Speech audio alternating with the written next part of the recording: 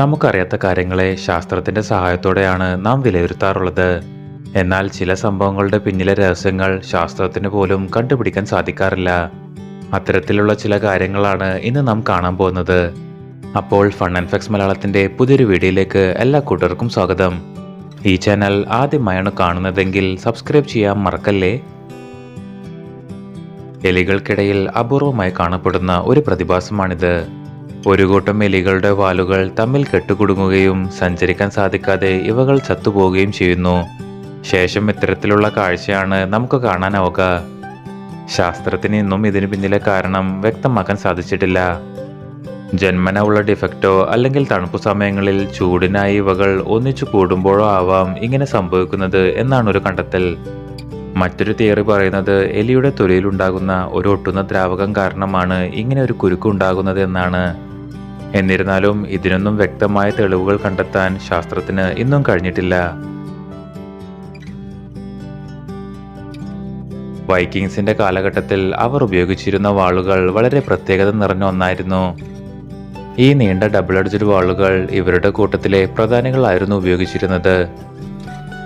കൃത്യമായ അളവിൽ carbon mix ചെയ്ത് നിർമ്മിക്കപ്പെട്ട ഈ വാളുകൾ പെട്ടെന്ന് പൊട്ടുകയോ വളയുകയോ ചെയ്യുകയില്ല.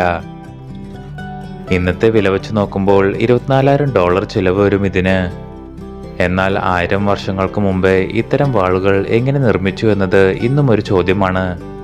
കാരണം ഇന്നത്തെ വിദഗ്ധർക്ക് പോലും ഇത്തരമൊന്നും നിർമ്മിക്കാൻ സാധിച്ചിട്ടില്ല.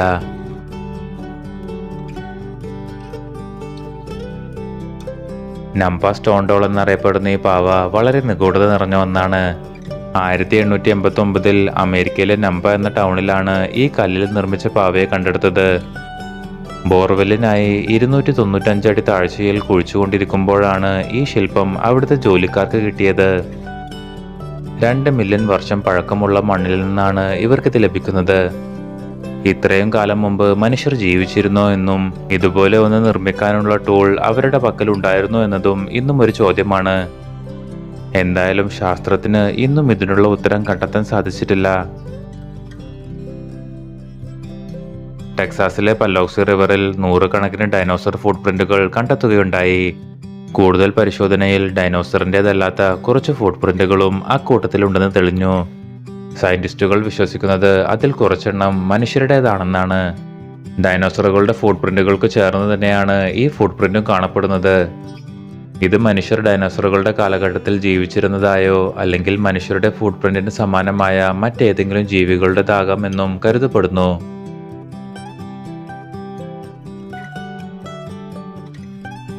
തായ്ലൻഡിൽ കാണപ്പെടുന്ന വളരെ നിഗൂഢമായ ഒന്നാണ് വെയിൽ റോക്സ്. 3 വേലുകൾ ഒന്നിച്ച് നീന്തുന്ന ആകൃതിയിലാണ് ഈ പാറകൾ കാണപ്പെടുന്നത്. കാലാവസ്ഥാ വ്യതിയാനം കാരണമാണ് ഇങ്ങനെ സംഭവിച്ചത് എന്നാണ് കരുതപ്പെടുന്നത്. എന്നാൽ എന്തുകൊണ്ടാണ് അടുത്തുള്ള മറ്റു പാറകൾ അങ്ങനെ കാണപ്പെടുന്നില്ല എന്നത് ഒരു ചോദ്യം തന്നെയാണ്. ചുരുക്കം ചിലർ ഇത് പണ്ട് കടലിൽ ജീവിച്ചിരുന്ന ജീവികളുടെ ഫോസിലാണെന്നും പറയപ്പെടുന്നു. എന്നിരുന്നാലും ഇന്നും ഇതിന് വ്യക്തമായ ഒരു എക്സ്പ്ലനേഷൻ കൊടുക്കാൻ ശാസ്ത്രത്തിന് സാധിച്ചിട്ടില്ല.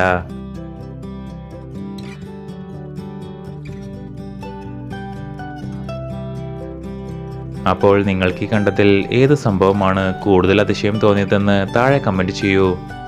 കൂടുതൽ വിനോദവും വിജ്ഞാനപരവുമായ വീഡിയോകൾക്കായി ഫൺ ആൻഡ് ഫാക്ട്സ് മലയാളത്തിന്റെ ഈ ചാനൽ സബ്സ്ക്രൈബ് ചെയ്യൂ. താങ്ക്